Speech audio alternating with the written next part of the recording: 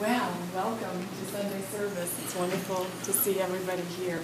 It's a blessing to be here with all of you. This morning, this Sunday's topic is From Rays of the One Light. Many are the pathways to truth. Truth is one and eternal. Realize oneness with it in your deathless self within. The following commentary is based on the teachings of Paramahansa Yogananda. On the dedication page of Swami Kriyananda's book, The Path, appears the following account. A group of Paramahansa Yogananda's disciples had gone with him to see a movie about the life of Gyandev, a great saint of medieval India. Afterwards, they gathered and listened to the master explain certain subtler aspects of that inspiring story. A young man in the group mentioned another film he had seen years earlier in India about the life of Mirabai, a famous woman saint.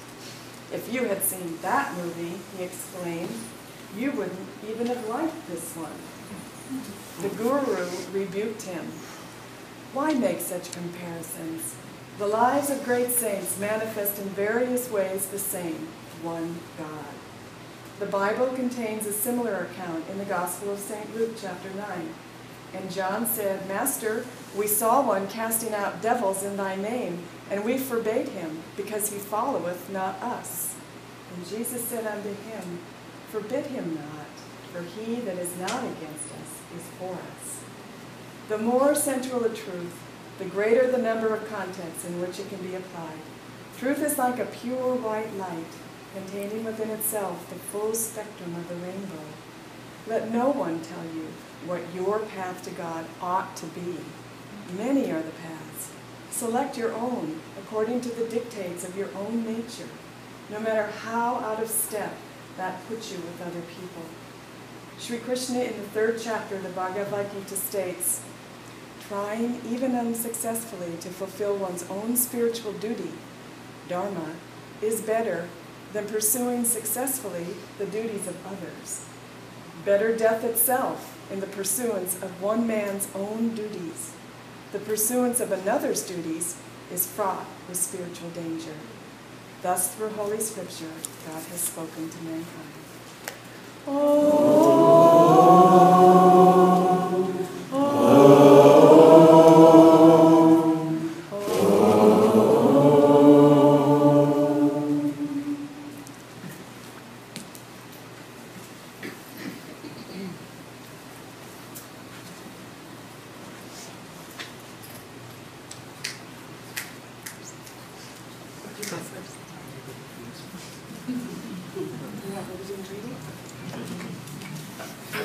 We didn't rehearse this morning. This is a reading from Songs of the Soul. When will he come? When every heart's desire pales before the brilliancy of the ever-leaping flames of God-love, then he will come. When, in expectation of his coming, you are ever ready to fearlessly, grievously, joyously burn the faggots of all desires in the fireplace of life, that you may protect him from your freezing inner indifference, then he will come. When no inclinations or unfulfilled cravings can be sure of your stability toward them, when he shall be certain you will never leave the Guru, then he will come. No matter how you feel, helpless, forsaken, tortured by temptation, karma, or tests, if you ever keep hoping he will come, he will come. When your mind says piercingly, you can't have him, you don't deserve having him, still, if your soul, disregarding all this, shall ever keep chanting within, he will come, he will come. When he shall be sure nothing else can claim you, then he will come. Even if you are the sinner of sinners, still, if you never stop calling him deeply in the temple of unceasing love, then he will come.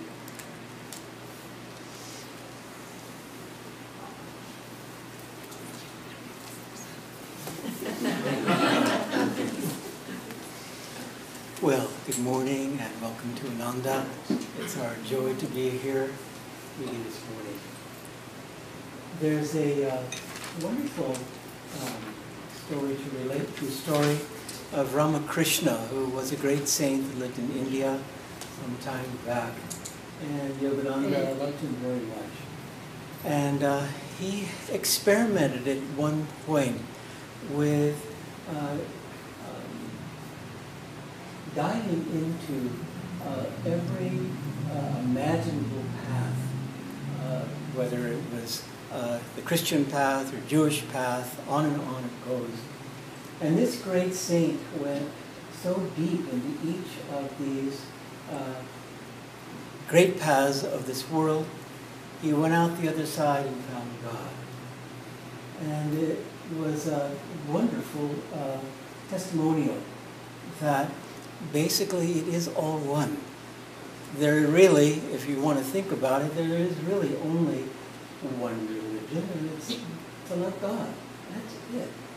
We can be affiliated with a particular religion. We can be scratching our head and wondering about the mystery of life, etc., etc. Nevertheless, if we go inside, we will make the discovery that it's all about loving God. And so when I should say, continue on the spiritual path, and thank God we all have found the inner life, as we continue on, then we should keep to the basics. Swami Kriyananda has talked about that many times, and no doubt he will continue to talk about that. It's a good thing. Keep to the basics. Love God. There was and this is in Conversations of Yogananda, one of Swami's books, highly recommended, one of my favorites. And there was this very learned professor, I think perhaps he was from Columbia University, and he was fortunate enough to get an interview with Yogananda. And he asked a very intellectual question, and what was his shock when Yogananda said, "Love God." I thought, what do you think of that? Not quite the answer I was looking for. But he came up with another, maybe twice as intellectual question this time, and again, perhaps much to his dismay, the response that Yogananda gave was, "Love God." Mm-hmm. Again, he thought, well, I don't know, maybe he's having an off day or something. Hearing problem in his advanced hearing. So he, just like a good pitcher would, wind up and throw an even more ferocious pitch, this time 100 miles an hour, with a huge curve and so on. Out came the next question. This time, Yogananda undoubtedly bellowed out, "Love God," then got up and walked out of the room. And Swami Kriyananda said that many years later, this individual became a teacher in Chicago, and from time to time would come up with the example that even great saints have their quirks. Bringing up this as one of them. But my goodness, what a blessing. What a blessing for him to have such an unusual interview. There was another one, speaking of unusual interviews with Yogananda. I don't think, I shouldn't say, maybe he repeated it numbers of times, but I've only heard of this once. There was a printer in Mount Washington in the early days, and he began to appreciate more and more these yogis that were there in the print shop and so forth, and at one point was asked to see Yogananda. Well, I don't know quite what was said, but during the course of the interview, as Swami Kriyananda relates, I believe, in the Path, Yogananda put his forehead right up to this man's forehead and gazed into his eyes, not for just a few moments, but for a long time, pouring his blissful consciousness into his soul. And Swami Kriyananda relates that the printer left from the interview room just in a daze. put yourself in his shoes, and I think you probably would have experienced the same. We all would have. But somehow, as Swami noted, this man's life was changed. And there was another very sweet episode, again in Swamiji's writing from the path, where there was this foreman. His name was Andy, and he didn't know what to think about what he called all these yogi boys running around, trying to be efficient and so on. And he would see things that just about blew his mind, unprofessional in other words. The yogis would do things like they would be up on the second or third tower plastering, and they would just throw a 2x4 off, not looking who was below. I mean, you just don't do that. OSHA wouldn't appreciate that kind of behavior, those of you who know about that regulatory body. And one time, as Andy was seeing one of these episodes, and there wasn't just one, he saw the 2x4 coming down about ready to nail a monk and have the monk go elsewhere, like up to heaven. And miraculously, the 2x4 that was coming, pointing to his head, flipped over in another direction. And he just thought, what is this? And so, over time, he too became a disciple of Yogananda. He witnessed so much love and so many miracles on the job that he just thought, well, these yogis, they're crazy, but let me be crazy like them. As Yogananda says, everyone is crazy in their own way, but what we want to be is crazy with God. We want to do anything and everything that we can do in order to pierce the veil, to go inside, going beyond this body identification, beyond the identification with personality, all of these things, to get back to our essence. And that essence is simply loving God. And as we read, perhaps you've read the classic from Dr. Moody, Life After Life. There's other wonderful books on these experiences that people have had after they've left this world, but they've come back. And that's a good thing, because I've often thought it's no fair. We should at least have an incarnation one weekend off, where you can go up and get refreshed and materialize mangoes and all the things apparently that they can do up top, and then just come on back with a new attitude and a lease on life.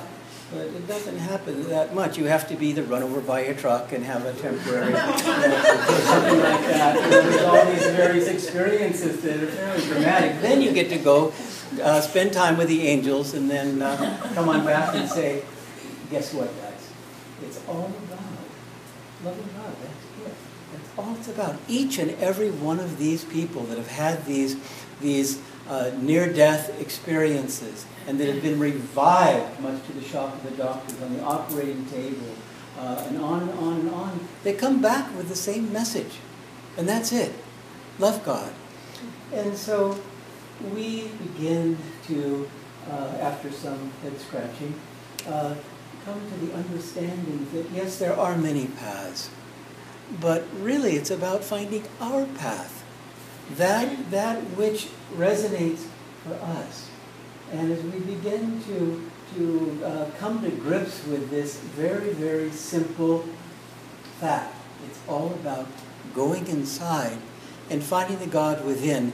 Once we find that, then it becomes fairly easy to begin to see God in one another.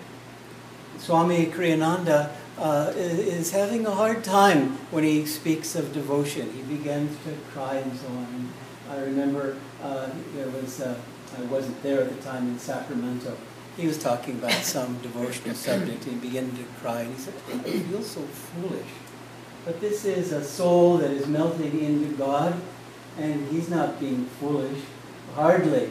It's just that he's beginning to tremble like a leaf, because bit by bit, all of this attachment to this world is beginning to fall away. And that's why it's important to remember, let go and let God. It's all about releasing all of these things that are no longer of any use to us. So to find our path, initially, again, it can be a challenge. But after a while, it does occur to us that if we will be childlike, if we will keep things simple, then it's all a matter of just being good. Understanding that to be happy, one makes good choices. That's how we're happy. You make good choices in right thoughts and right thinking. You make good choices by keeping your heart open. You make good choices by extending yourself in service to others. This is how we become happy. This is how we stay in tune. And as we're able to do that, we think, my goodness, what was all the fuss about? What was all the fuss about with moods and being, selfish and all the things that all of us have to battle? What was all the fuss about? All we know now is that we want to work on just being a simple instrument for that joy, the joy of our own soul, that love, the love of our own soul, that light, that wisdom. That's it, period. And then anything else that we do, fine, we're all for it. But let us not miss the point, as most people do in this world. But we don't want to do that because we've been given this gift of an inner life. And with that gift, of course, comes the responsibility of staying in tune. And so again, these 2 years have roared by. Time and space are an illusion, as the yogis say. And by God, it drives the point home. When you're here for 2 years, you think, didn't we just get here last night? What is this? And you are all dear souls in the South Bay and Los Angeles and the greater area here, and who knows, maybe others flew in from God knows where. It really has been a privilege to serve here. And from time to time, I'm sure you'll make it to Bangalore. And from time to time, we'll make it back to the South Bay and Los Angeles to enjoy the friendship with all of you. So I turn it over to Roma. I was trying to get her to speak first, but she wouldn't for some reason. But now, I wish she would.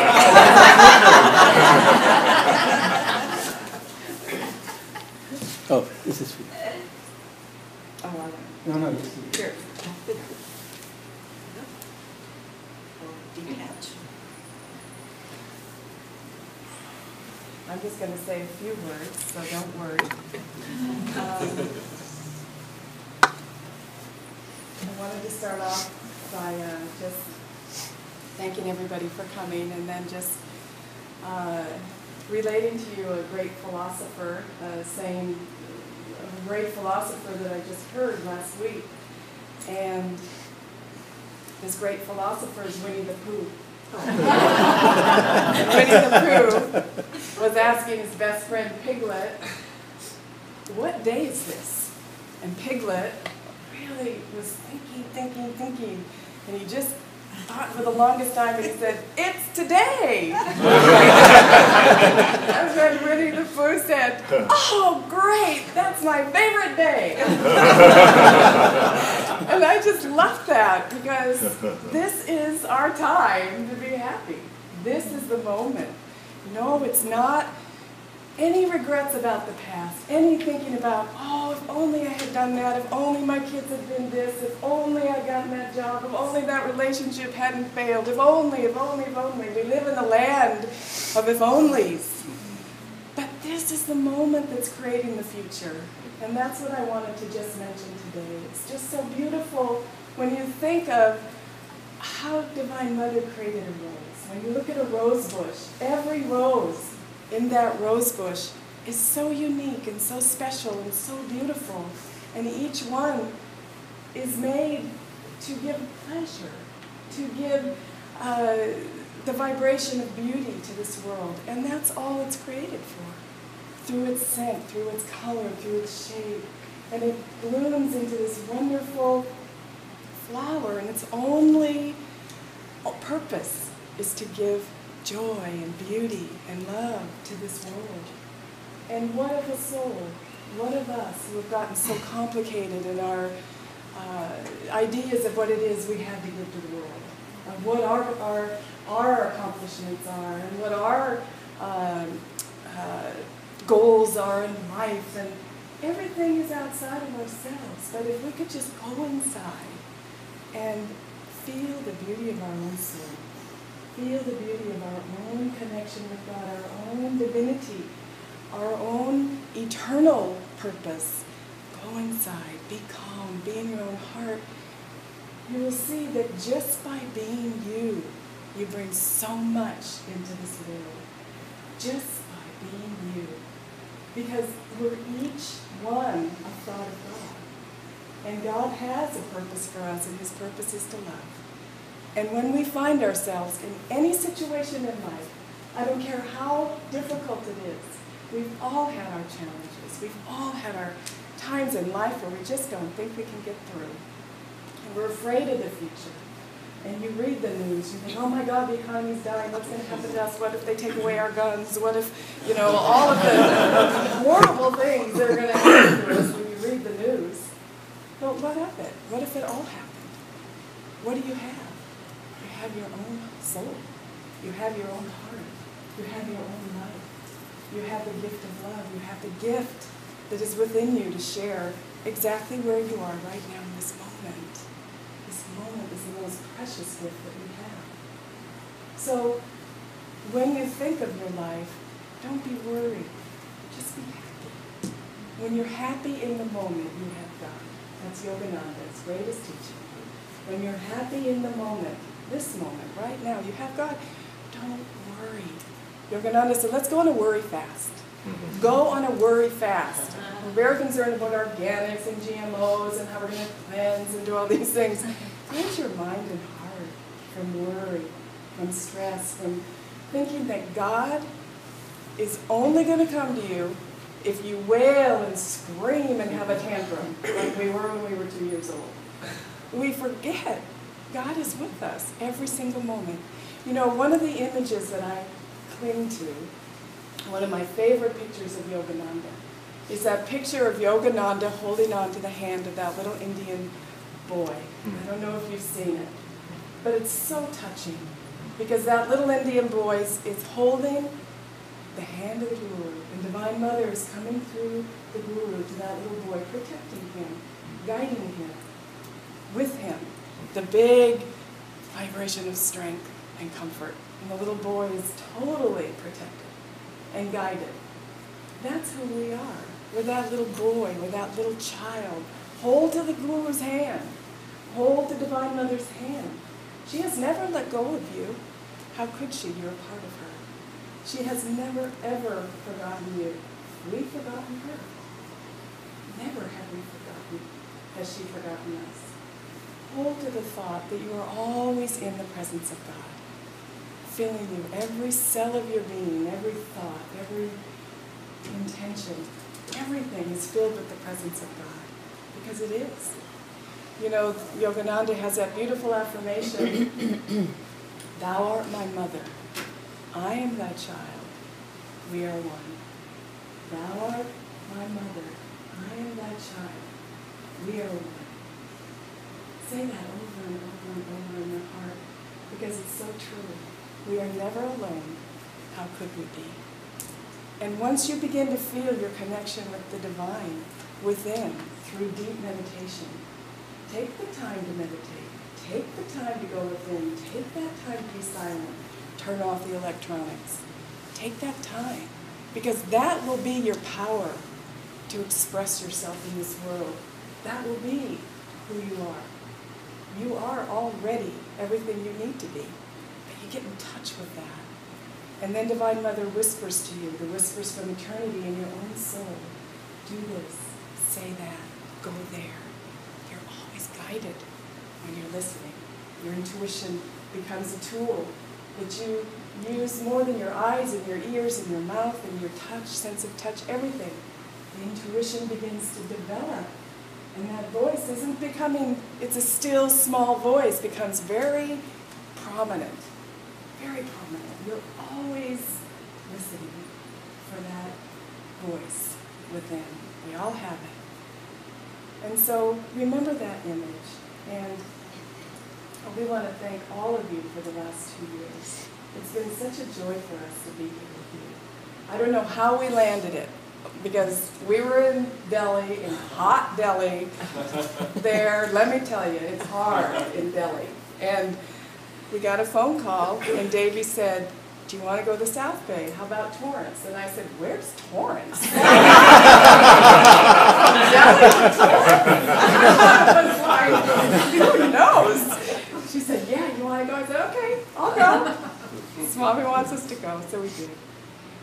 And here we are, and because of that, oh my gosh, we're just so happy with the friendships we've made, and so grateful for the connections and the time and the effort and the service that you all have brought to this planet just by being yourselves. Each one of you is such a work of art. We're all just a work of God, and we're so grateful, so grateful.